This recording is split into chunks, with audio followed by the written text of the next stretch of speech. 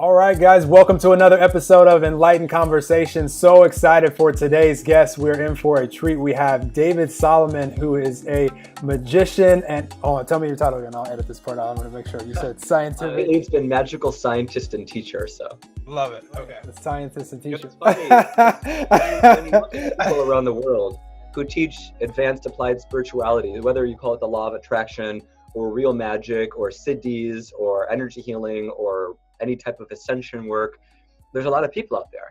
And there's one guy who you just reminded me of. His name is Alain Forget, Forget, and he's in France. And I've heard he can do some high-level stuff, like make everything visually around you disappear except him. And he has this concept of the 4Ds that he teaches, just part of his system. And there's the guy who wrote like the foreword to his book says, even though he knows this guy, knows his work very well, every time he meets Alain, he forgets one of the 4Ds. And he's like, his name is pronounced in English is forget. And he says, it's interesting that this phenomenon happens. Because if you think about it, at the highest levels, you can influence the reality around you and other people in a ideally way that supports their growth. So maybe it's something that's coming through here. My favorite parts of life and speaking is the parts that I don't have to think about. I just know that my energy is in the place that I want it to be, and then I just let it flow through my mouth. So you only hear me stutter when I'm thinking about what am I supposed to say here, and I'll go back and do the intro at the end and the beginning. We don't need It's funny because if you look at enlightenment traditions and if you look at channeling, a lot of them say get away from thought. And if you've never heard that before or some version of it, you're like, well, how could I not think? Would that mean be mindless? Or like Dormammu, the mindless ones, or the Marvel comic series. And actually, if you consider often thinking and the neurological cognitive processes and reflections of thinking, they're with a part of the brain associated with ego and mind that we constructed for this lifetime. And if you shift away from that into soul, and you get into channeling, you open your crown chakra, you open your throat chakra, and you have the truth of your highest self or the highest level consciousness that you link to, whatever you want to call that consciousness, star people, guardian angel, higher self, divine being, Christ consciousness, there's a lot of words for it. And as you integrate and reassociate yourself with those aspects of you that are divine and ascended, there's no need for thought. There's less need for consideration, and things just flow effortlessly. And one of the things I've been studying, because I believe it's part of practical spirituality, stuff that we can use, stuff that's relevant to us on a day-to-day basis, not just nice philosophy, is doing this work makes life better in all ways. Whether somebody wants to become a healer or more successful or happier or more enlightened on that infinite continuum or more powerful or whatever it might be, more peaceful, this process of surrendering elements of the ego, as Dr. Strange heard from the Ancient One in that epic 2016 movie, surrender your ego and your power will rise. So I've personally found that when I feel myself thinking, it's what Paul Selig, who's a great channel with a lot of books, says, the small self. And I just allow that higher self of truth to flow through. And a good friend, whose name is Rudy, has a very open throat chakra. And I can tell when he's talking, there's not a lot of thought. There's not a lot of delay, hesitation, consideration of what's the best word, because his mind, when he's in those states, and same with my mind and same with yours, and all of us have this capacity, the mind has less work to do. And at least the mind, lowercase m, uppercase, cosmic, greater consciousness mind, super consciousness, higher self, whatever system or map you use, just flows. And if something needs to be said, it's said. And if it doesn't, I love that so much. Oh my gosh, what a great start to this episode, guys. And what you just said is the reason why, because people say I'm fearful of speaking in front of people, and I tell them the reason that I'm not, and especially when I became aware of what you just described, is if my intention is just to have fun and to empower the audience and to just share out of a loving, joyful place, the things that I want to deliver in that message, it doesn't really matter to me which actual language, which words I choose in that conversation, because I know it's going to be coming from that energetic place, and the people that are in the audience that are ready to receive that for me on that day and those moments are going to receive it. And if someone's in the audience and they're in another place where we've all been, we're human, where maybe they're frustrated or worried or angry, and they're not going to probably receive much of anything that I say. Hopefully I can pull them up a little bit, but I'm not, that's okay. My intention is to flow, a loving, passionate word of empowerment. And that's going to always be what I connected to and channel out, like you just mentioned. So that's amazing. Oh. I love that you just started with that. So I feel like, just so that the audience knows, we have to, because I could keep flowing with you here, but I feel like we have to introduce you and make sure that they know, who they're hearing from, and just if you could share, like, who you are, what you do, why you do it, so people could be more familiar with you, David. And I'm really excited for how this started and for people to hear from you. Yeah, perfect. Will do. Thanks, Noel. So as you said, I live in the Bay Area, and I've been drawn to, obsessed with, and loving magic my entire life, or at least this entire lifetime.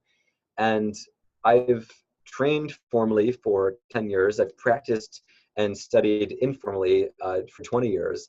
And for the last half decade or so, I've been deeply immersed in magical traditions. So I've looked into shamanism. I've looked into Psi, as the Institute of Noetic Sciences studies telepathy, telekinesis, energy healing, manifestation in the lab. I've looked deep into different paths like the Atlantean path, the Kabbalah, the Tarot, Christian mysticism, shamanistic practices. I've had a lot of one-on-one support with masters, and I've been fortunate to experience over, I'd say by now, 200 miracles, powerful synchronicities, everything from like flashing magic, like affecting the weather or seeing the weather affected through me, or at higher levels feeling one with the weather and shifting myself, summoning, banishing rain and wind, having things with telekinesis and electronics that generally are out of bounds of random chance. So you could imply causality of consciousness, which is always nice. To very significant healings of people who said in real time their pain went away, their sinus infection went away. As I write about in my book, Magic is Real. It's the first of many. There's a chapter called A Miraculous Healing, where somebody was on their deathbed in the operating room, and we had some very scary news. And just I shifted my state. I saw with the perfect clarity and knowing everything would be fine. And then 5 minutes later, the surgeon came out of the elevator and said things mysteriously started working, and they're sewing them up. Wow. So I've been blessed with all these things. And then the rational mind's like, well, formal education, which if you do research is mostly decided by a small conservative school board in Texas, but formal education and the special interest groups, whether it's big pharmaceuticals or oil and gas or the sickness industry, some people call it, that have a financial incentive to put out education, information, and misinformation, and how the world is, if you step away from that and you look at the research and the anecdotal evidence and your own personal experiences, you often find that there's more to the world than the material reductionist, reducing everything to cause and effect of the 3D world of matter of separation. And you find that magic is real in some senses. And as I define magic, I personally don't define it by or teach fantasy or like illusionary card tricks. Fantasy can be transmission. Like Harry Potter, there's a lot of legit stuff in there. And as J.K. Rowling wrote through Pottermore and the History of Magic, there is a lot of legitimacy to some of the stuff she teaches if you look into it. And stage magic can be inspirational and fun. But Arthur C. Clarke has my favorite quote about magic. His magic is really just sufficiently advanced technology. And so, or sufficiently advanced science. And so I define all over the place that magic is just the science of applied consciousness.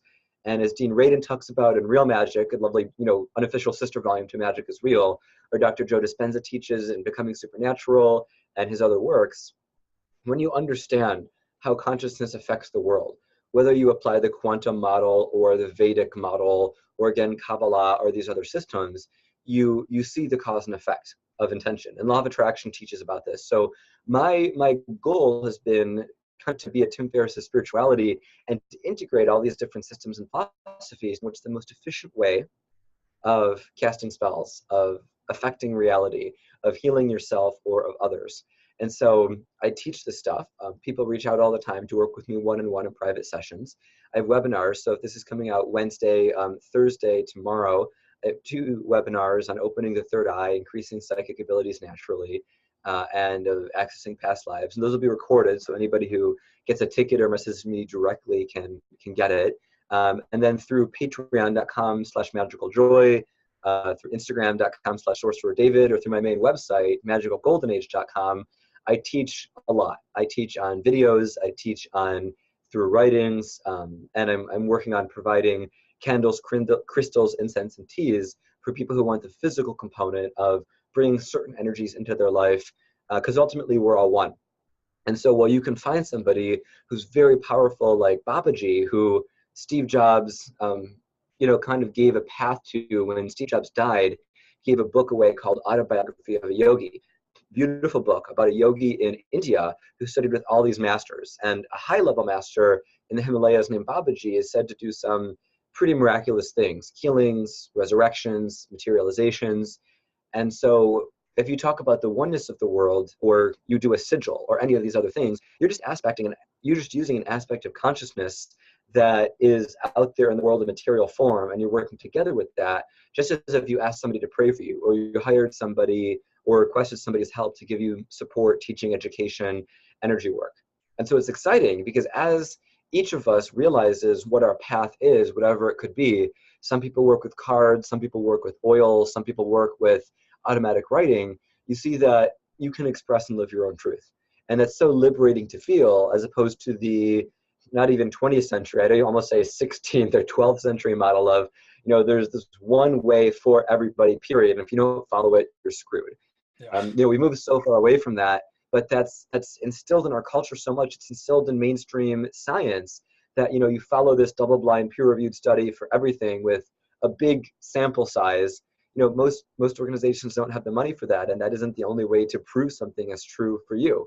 For you eat cheese, and you know if that cheese was good for you or bad for you, right? You don't need to read 1,800 studies and meta-analyses. So when I teach, directly or indirectly, my main goal is to help empower people and to support divine embodiment through magic, to help people realize, like Christ said, like many people said, you are the divine in as much as you can realize and claim that. And magic and miracles, they're not distractions in the systems that I offer. They're ways of demonstrating and validating that. If you walk down the street and say you're divine, and you get hit by a car and explode in blood and guts, okay. But if you feel you're divine and you see somebody who's hurt and you look at them with love and compassion and you have some eye contact and suddenly they have less suffering, you just exercised your divinity. If you walk down the street and you are caring about somebody who needs a lot of financial support, or at least thinks they do, and you say a prayer, and either money comes into your life, which you then give to them energetically, or something changes in their life and they get some blessing, either they have less of a need for money or money comes into them, you just embodied, say, Lakshmi, goddess of wealth, or any other aspect of that. So ultimately, a lot of what I do occasionally is clearing up misconceptions. I don't get this much as much as in the moment. But people used to say, oh, is magic demonic, or is magic satanic, or is magic associated with Crowley, or all the darkness out there? And it's like, is cheese associated with this stuff? Magic is just part of our world, as is cheese, and it depends on what you look at. You could kill somebody by collaborating them with cheese. You could use magic for dark purposes, and in all my teachings I bind and strip people of all dark power so they can't cause harm and fear, because we don't want to be in that age. But it's how we define it for ourselves, really, like everything, including the meaning of life, if you think about it. Wow, you just said so many things that inspired me, and what reminded me of what we were talking about, and we had to hit record. Me and David were talking right before this, and we're like, I have to hit record before any more of this comes out that we can't share with the world. But you mentioned, because a lot of the audience are familiar with law of attraction, and some of the other things, not all, but some of the things that you were mentioning, and you mentioned to me that law of attraction could be amplified, that it could move, at we're more powerful than I believe we really know. And that's what I'm, really hearing from you. And I saw immediately going to your page, and I was really inspired to chat with you, because my favorite thing for people to become aware of is, how powerful we truly are, which is unlimited. And it's just a matter of where can we let that energy flow, and there's really no limit to that. So can you hit on a little bit of what you were sharing with me as far as just us being more powerful than we realize, when Yeah. it comes to these things. Yeah. Um, when I think about this, you think about untapped potential. And there's this story, I actually haven't heard of an actual account, but it comes up to everybody about like the grandma seeing her kid under a car and lifting the car because of adrenaline and norepinephrine. I haven't actually seen that or heard of a first case story, but people think about that. But I think a better example for most of us is think about the time in your life when you test in school. It could be when you had a moment of athletic performance. It could be when you had to be there for somebody or for yourself, and really be there as an empowered adult, using all of yourself and knowing that your capacity was greater than how you lived in the day to day. That, maybe you make excuses, maybe you think you need certain things outside of you, certain biochemical shifts, people to do certain things, people not to do or say certain things. And at that moment, and everybody watching and listening knows there's a moment in their life, if not the greatest moment, where they showed up and used all of themselves, and maybe even acted on some faith with whatever word they used for it, and had more of themselves show up.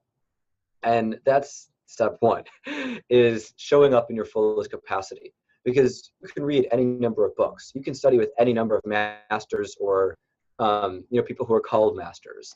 You can spend any amount of money, travel anywhere, and it ultimately ties down to belief. What you believe you need to be powerful is your reality. And that's fine. There's no harm or negativity or guilt or shame in needing a crystal, needing 85 lessons, needing 30 years of meditation in a cave or wherever. But if you really truly think about what you are here to achieve, what your purpose is, and you really feel that in this lifetime you're here to achieve X, whatever that context might be, then if you're not moving towards that every single day in ways that you're closer to your goal, your highest self, then you're not fully showing up like you did in that moment. And while in that moment, you might have needed recovery time, like in your moment of greatest physical exertion, like people who do triathlon or Ironman or Tough Mudder, need recovery time, even if they do an ice bath and everything else. But it's, do you show up to your maximum that is sustainable, right, without burning out? And that is true magically, that is true physically, emotionally, and mentally. So what I like to offer to people is, if you want to be one of the most powerful magicians in the world, even if you just want to experience that in one action, whatever it might be, resurrect a dog, help a burnt down forest grow more quickly. I was deeply involved in a lot of the weather work with a lot of the rains we've been getting in the Bay Area after those fires. And there's a fair amount online if you look at the real cause of those fires, but that's not for me to get into. And so I try to show up to help people to find empowerment with themselves. And what I say is, everything I have is an offering. I don't claim to say this is an absolute truth. Yeah, for people who believe I am their teacher for whatever duration, there's that Zen paradox of multiple truths, that this is an absolute truth. And so having something as true and as not true is interesting, but that's the case for all of life. If you ever have a disagreement for somebody, like say a traffic accident, you believe person A was at fault, they believe person B was at fault, and for each of you guys, you have your own true reality. And so realizing there's multiple truths in the world based on perspective, tying everything together, at some level, you're 5% more powerful than you've been in the last day or two, as much as you've achieved, right? And so if that's 5%, could it be 10, 20, 50, 100, 1,000? So what I offer is also a challenge. I also offer exercises. And so for everybody watching, I'd offer just an exercise of practice. Either schedule it, or if you're watching this recorded, hit pause and write down 10 things you want to achieve and how long you think it would take you to achieve them. And then on the next list, write down what could cut that time in half. And just that one exercise, even if you do it for one thing, will help you realize you can be more efficient and effective at this life in achieving your dreams.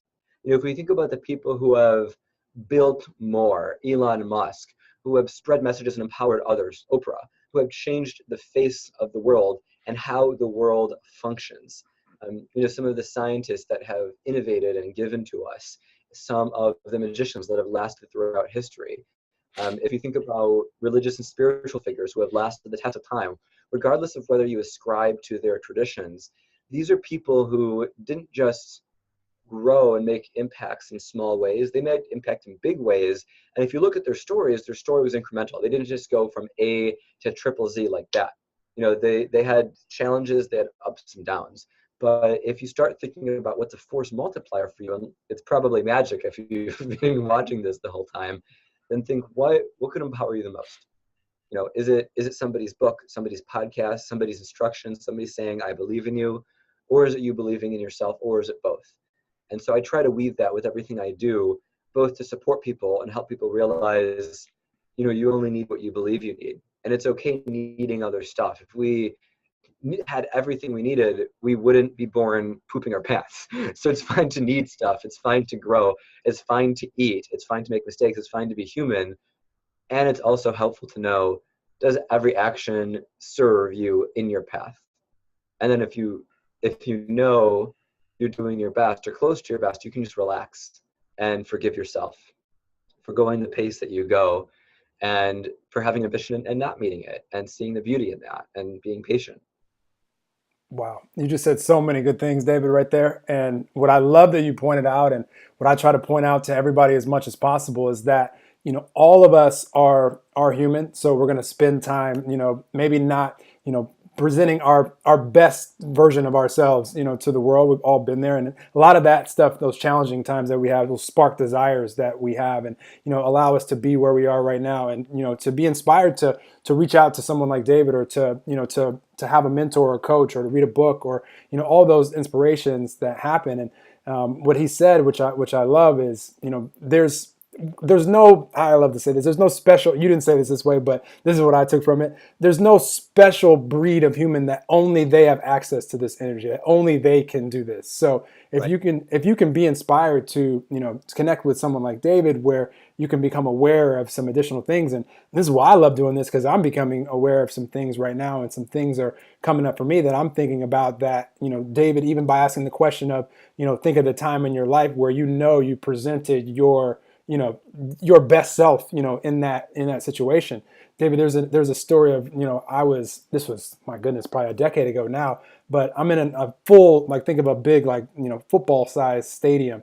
And I was on a company, and they were picking just a few raffle tickets, and the prize was to meet this amazing mentor, and you go on a free trip to Cancun. And there were people that were coming in with, when you go play at those carnival events, and the kids that are the best at the games have tons of tickets. They're just they can't even carry all the tickets. They're dragging them behind. This is how many tickets most people have. And I had maybe 7 tickets, but I just knew from the beginning that the contest was announced that I was destined to meet this mentor and go on this trip not because of the fun of the trip, but because of what it would do for me, and becoming more aware of things that I wanted to become aware of in my life. I knew I was supposed to do it.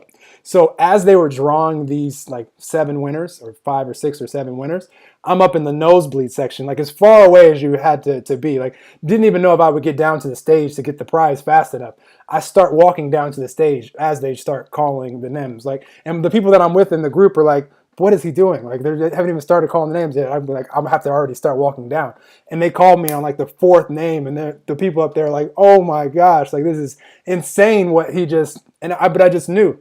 And what you said just brought up so much for me, because I want to be at the point where I'm that is a normal way of living. I've thought back to that example so many times, because that was what you just asked. That was the example that I can think of, as where I was the most powerful version of me in that moment. So I'm excited for all the things that you shared. Good job, brother. And I salute you. And what you did is you used a technique that James Redfield teaches in his book, The Secret of Shambhala. He has a lot of beautiful books, and he said one of the keys to synchronicity, or in this case manifestation, is positive expectation. And he goes into it in a lot of detail in a beautiful narrative, so I won't repeat it. For people who think Secret of Shambhala, James Redfield, audiobook, Kindle paperback is right for them, pick it up. And if you have a vision and you can expect it, and hold positivity and hold love, and also hold detachment and surrender, and like a lot of Buddhist teachings say, you don't want attachment with emotions, because if you have that, that also speaks you have a fear of it not happening. And so if you can get in the totality of knowing that it will happen, and you can see that future reality, that future timeline, and expect it and have gratitude for it, and just be certain, and even take actions, you make it more likely, more probable. And it's good that you did that with the example you shared instead of, say, stepping off a building, because like with everything, there's a continuum of improvement, and we grow in incremental bits. And you did something that wouldn't have had, drastic life-altering consequences, but significant enough for you to remember it and affect your life and for you to believe in yourself. And so that exact same state of mind is your warm-up. Anytime you're doing manifestation, law of attraction, once a day, 3 times a week, once a month, whenever, relive that memory. You use that memory as a warm-up. You hold that feeling. You transfer that feeling to what you want to call in, and you just do it again, but with that new setting. And so, the beauty of this stuff is you learn how to make whatever you want happen. And you also realize, there's other people in the world for a reason. Buddha said his next self would be the Maitreya, which is the Buddha of the future, which is distributed among many people. And the Dalai Lama said the next incarnation will be a tulpa, or a soul that has many bodies. And there's a lot of prophetic stuff that says the Messiah, messianic figure, which a lot of translations just mean messenger, nothing special, is the 144,000 light workers. And then others say that's just a symbolic number and it can be everybody. So the cool thing about this is we don't need every person to be the brightest light or do everything. Each of us is a component, just like you have one heart, 2 kidneys, 1 brain in your body, and also, all these different cells. So you have a mission, each of us has a mission, and we don't all have to do everything. And when your second chakra is healed and opened along with your others, you can rely on and feel comfortable in the missions others are doing. I personally used to get, kind of triggered if somebody had a skill that I wanted and their skill was greater than me. And some inferiority thing would say, oh, you have to build that. Or some, shadow would say, put them down so you feel stronger. And now I just feel grateful for anybody who has any ability that I have, or I feel the desire or need or want or calling, as much as some of those go down and up throughout life, because I surrender. I'm like, oh, I'm doing that through them. The version of me that's in that body, in that carnation, regardless of memory or realization at the time, is taking care of that mission. The beings who are cleaning up the oceans, who are reinvigorating healthy political systems, who are healing government, who are taking care of orphans, who are doing things with, space exploration as that's appropriate. They're all us. We're all one. And the beauty of Enlightenment traditions and embodying enlightenment, not just in conception, but in form, is the knowing that there is nothing to do. As much as we can talk about doing and learning and achieving, everything that can and will be done is here. And all we're doing, as Bashar says, is shifting timelines. Now. And, that can take a lot of stress and pressure off, because even for those who want to right the wrongs of, say, human trafficking, there's infinite realities. And we travel through light and shadow in infinity, as in the Magician of the Spirit Science Tarot. Spirit Science is a great YouTube channel, all these beautiful cartoons explaining things. And their tarot deck is very deep. They have a 600+ page book explaining it. And the infinity sign, there is a cycle of light to dark. And so after the Kali Yuga, after the Mayan 2012 portal, we're going in increasing light back to a golden age, which is why my website is magicalgoldenage.com, to remind and invigorate that, which is why I'm raising awareness of a new Atlantis I'm helping to create, founding in 2041, and building of temples to symbolically represent in a 10 million person city, size of New York, of advanced spiritual technologies. And while we realize that as we shift into timelines where there's less darkness expressed in our world, there's other timelines which they're on the other end of the spectrum. They're heading more towards more darkness. And everything is perfect. And with infinite realities, there is a reality where somebody is suffering, you could say, horribly, and a reality where somebody is in more bliss. And both of those are increasing in their respective directions. And when you can truly know that and step back from a higher dimensional multiverse perspective, and this is really ascending your awareness and anchoring your awareness there. And for some people, this might be really abstract, but for others, this would be like, I've always known this deep down, nothing needs to be done. And so you have this Zen paradox of, oh, I just saw a little spirit flow through there, that's interesting. But you have this interesting Zen paradox where I'm seeing spirits with my physical eyes now. It's a bit trippy, but it's fun. So you have this paradox of, you're in this 3D, you could even say 4D reality if you see and perceive energy in astral forms, where, there's missions and goals and achievements and agendas and things that need to be done. And this, you could offer 7, 8, 9D system, divine, non-dual, depending on the map, where everything's perfect, nothing needs to be done. There's a multiverse, everything is okay. And I think, not I think I, yeah, this is a think, because I'm speaking right now as David, not from a different viewpoint, because I always tune my transmissions to whoever is receiving. We all choose any time where we are. If you want to be a hermit, or you want to relax from responsibilities, or have a day off, it's okay. Not only are other people doing the work, but no work needs to be done, because all work in infinity has been done. And if you want motivation, if you want to shift from that level of non-doing to maybe a bahitsattva vow of there are things to be done until all people are enlightened, which also means until you see the versions of yourself that are enlightened and experience that, and there is a mass global ascension through, of, and including you, then there is a need for action. And I myself have chosen many times to ascend up into that perfection, because it helps things chill out, because you don't have to worry about anything. And worry itself is part of unity, but is a tiny part overshadowed by love and perfection. And the, okay, what am I doing today and why? And I think it's that shifting which allows us to act and have human experience, but also feel the infinite bliss and infinite joy to the extent that we can, and just enjoy this life. Whether we enjoy it through surfing, or food, or sexuality, or dancing, or games, or achievement, or strength training, or helping others and being of service, or planting trees, or cleaning up the oceans. There's so many ways that life can be happy and happier, and they can change all the time, that it's worth being in these human bodies and forms. It's worth descending while we are ascending. If we were only meant to be in ascended awareness, we wouldn't have incarnated into these bodies, and we would have left these bodies a long time ago.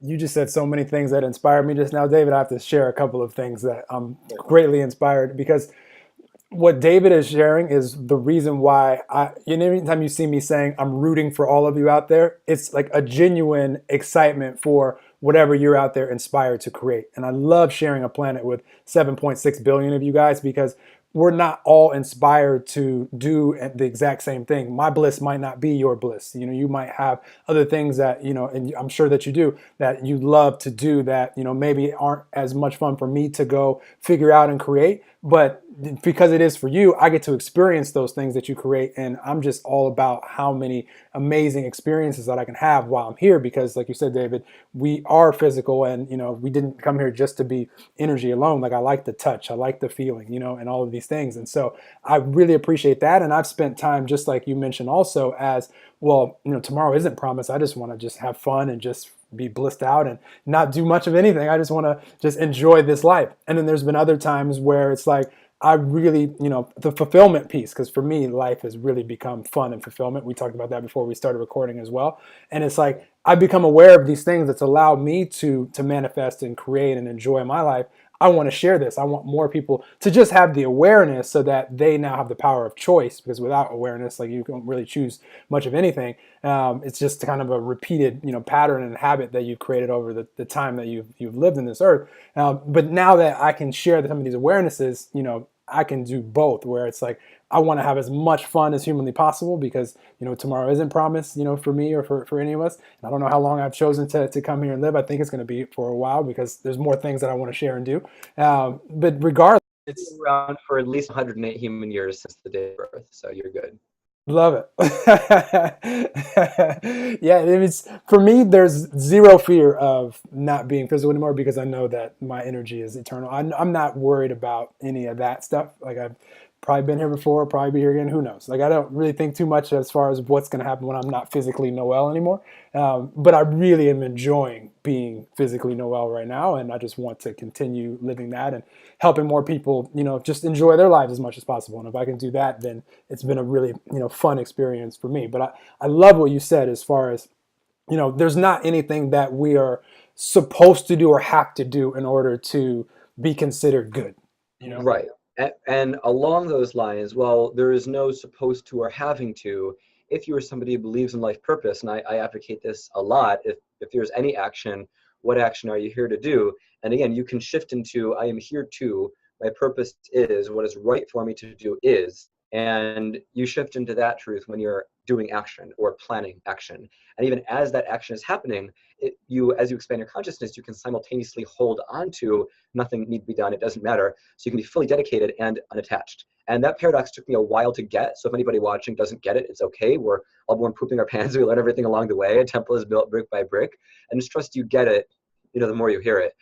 One thing I want to offer is there's a great course called Probable Future by the Academy of Remote Viewing and Remote Influencing.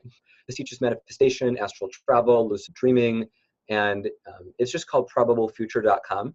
And it's a relatively inexpensive, affordable course. And it is by somebody who's very well qualified, and it teaches a lot of things. It has transmissions for parallel processing, which for me was a massive boost to be able to hold the simultaneous awareness of different concepts. And so Probable Future, people might want to check that out. And there's a book by a man named Loch, L-O-C-H, Kelly, called Shift into Freedom. And he also talks about this concept a little bit. And one of the keys, it's like patting your head and rubbing your tummy and then doing them in reverse, is as you expand your neural nets, as you grow in complexity, you learn how to do multiple things at a time.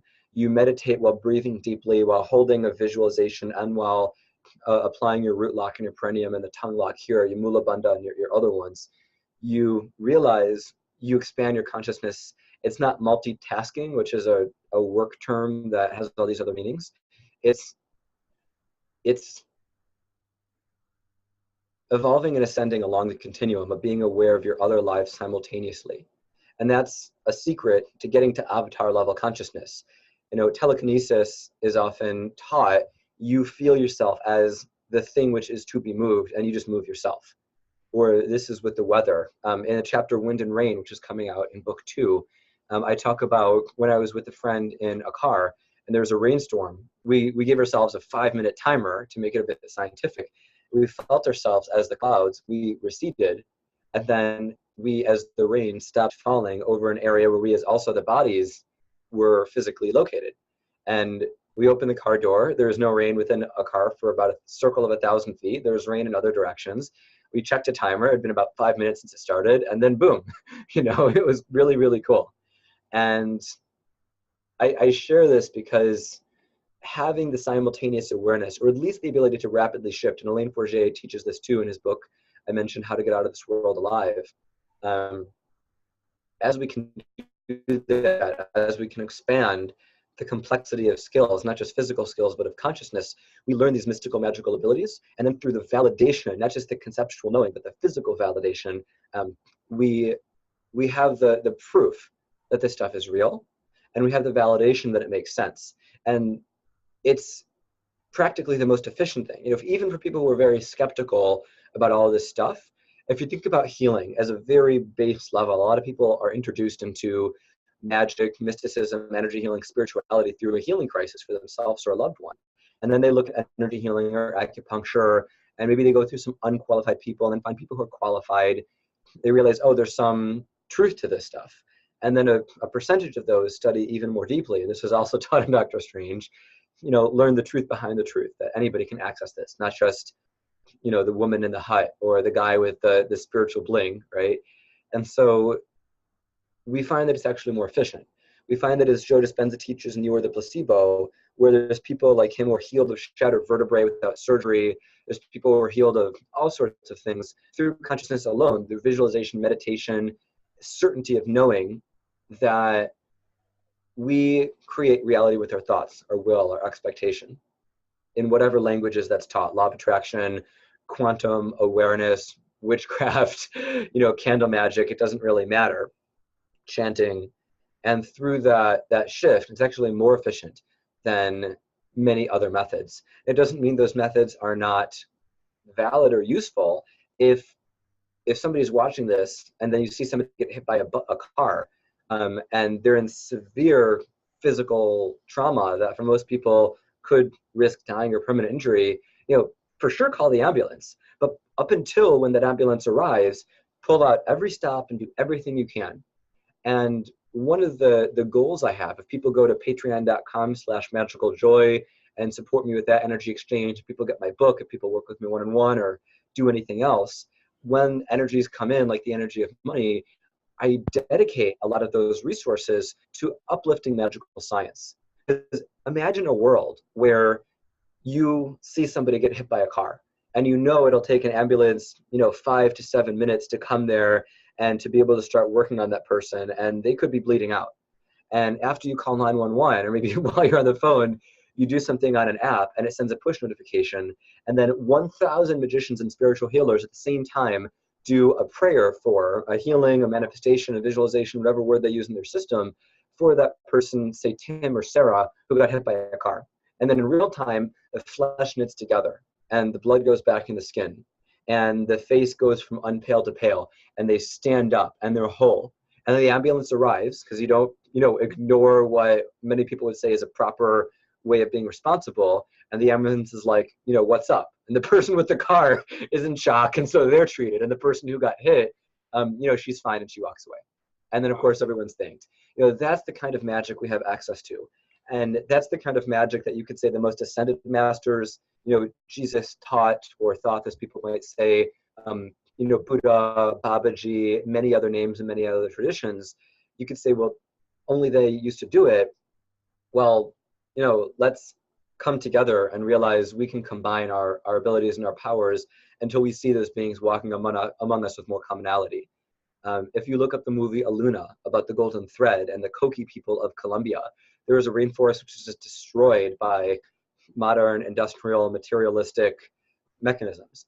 And these beings regrew this forest in like 20 years. Normally it would have taken over 100, maybe 200, through shamanic means, through consciousness connecting with the earth, the spirit of Gaia herself. And so there's really no limit to what consciousness can do. And while as an individual magician, you can do a lot, with a group, you can do even more. And so when people come into my sphere, whether it's a newsletter or Patreon or otherwise, we are building actions like Unified as synchronized meditations for global peace to not only create bigger change in the world, but to remind ourselves of things. Every magical action of significance that I experience helped my faith and grew my faith to realize not only is this thing able to be replicated, but it can raise a level above. And so whenever I feel a desire as ego, we have them for purposes, to have a lover, to have more money, to have a body that looks and acts differently than the body of a week, a month, or a year ago, or anything that you could call higher spiritual. It's all spiritual and plus, but you know what I mean. I know what to do to make that change more smooth, more fast, more probable, and more joyful. And until we're at the point of instant manifestation of everything like they had in Lemuria and parts of Atlantis, a temple is built brick by brick. We learn, we grow, we collaborate, and we have fun. I appreciate everything that you're sharing with us, David. And I feel like you've already shared this part, but I have to ask it just to be safe. I don't want to leave anything that is meant to be poured out of you from being poured out. But I've been asking everybody, and I share with you, because you asked me why I started the podcast, and it was just a furthering of my, intention of pouring out everything that I've become aware of in my life, so that whenever I am not around anymore, someone could come across these things and potentially uplift them long after I'm gone. And so it'll be a constant of pouring out for the rest of my life. And you've shared a lot of things in this conversation that I'm inspired to go. And it's interesting, like 2 conversations in a row, I've talked about Dr. Joe a lot. I went to a really couple cool workshops with him a couple years ago that shifted a lot of things, and about rebuilding his spinal cord and all this stuff is like really opened my eyes up to meditation and a lot of different things. But the question that I have for you is, anything left unsaid as far as something that you would just want humanity to know about themselves, or that could help them, that whenever they come across this episode could uplift them and positively impact their lives? Yeah, what you need to do, so do it. That's all. We often have an idea or an intuition or an inkling or a plan, and we don't do it. And don't focus on what you don't want. Don't focus on the distractions, the reason why, the excuses. Do it. Mir Schneider wanted to see despite multiple surgeries and scar tissue, so he decided to see. And he figured it out. He did Qigong himself, and now he can see, and teaches people how to get out of glasses and contacts and macular degeneration, which he had, and heal their eyes naturally, which is cool. And it's very liberating, especially if you want to travel and do exotic things. But just do it, like look at Nike's slogan, get that shirt, tape something to your wall. I have all this art. I have Marianne Williamson here, who is an author and a great spiritual teacher. She's running for president or exploring it. And she tells people, get off the cushion, run for office. If you want to make a change in the political world, do it. If you want to go to the gym, do it. Don't think about it. Don't analyze. Don't strategize. Don't even plan. Just freaking do it. Even if you just ate a big meal and you're hungover and you didn't sleep, walk in the gym and walk on the treadmill, or stand on the treadmill and play video games if that's the least you can do, or freaking sleep on the treadmill. Just start. And at the opposite end of the spectrum, if you're in a great state, biochemically and otherwise, give it the best that you can while honoring yourself, right? And a lot of us think we need something else. And while you can make an argument for that, part of it is just showing up, man, just being there. Amazing advice. If you spaced on any part of that, rewind and re-listen to that, and rewind and re-listen to that again anyways.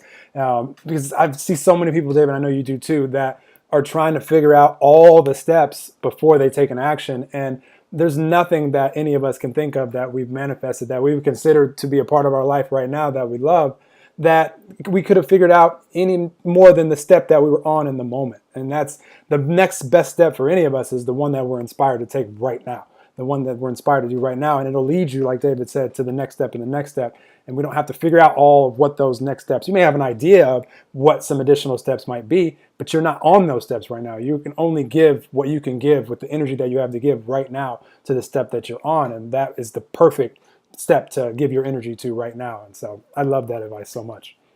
Yes. Thanks. Fantastic. Well, Noel, it was great talking with you. And again, for anybody watching, I'm just repeating this because it's a way we can keep in touch. So magicalgoldenage.com. If you visit, one thing, it has links to everything else. Throw out your email if you feel comfortable. If not, there's a media page with a ton of videos. As we're recording this site is having updates every day. So please be patient with it. And it's a way of getting a lot of free support and resources and references for Magical Golden Age. And, just thank you so much. I'd be honored and happy to do another episode. I'm very grateful for this episode and for your time. And for everybody watching and listening, I love you. I believe in you. We are one. I'll speak for all of them, David. We all love you back and really appreciate you, and you're just being willing to share the things that we're pouring out of you today, and definitely will take you up on that, for a future episode for sure. And everybody that popped in you guys' mind, guys, share this episode, because it was no coincidence that you were listening to this, and it won't be a coincidence that you're inspired to share it with someone else and benefit them. And definitely reach out, get in contact with David, and all the websites will be right here in the description. Very easy to get in contact with him. And thank you guys for tuning in. Definitely keep rating and reviewing this and sharing this and making it easier for people to discover these beautiful episodes, because that's why we're creating them. That's why David agreed to come on, because he knew it would uplift and impact someone that was listening. And that's the reason why I'm recording so many of these and sharing this with all you guys. So appreciate everyone for tuning in. Have an amazing day. All of us can be, do, and have and create anything that we desire. Take the next step on your journey and that you're inspired to take. Don't second guess it, and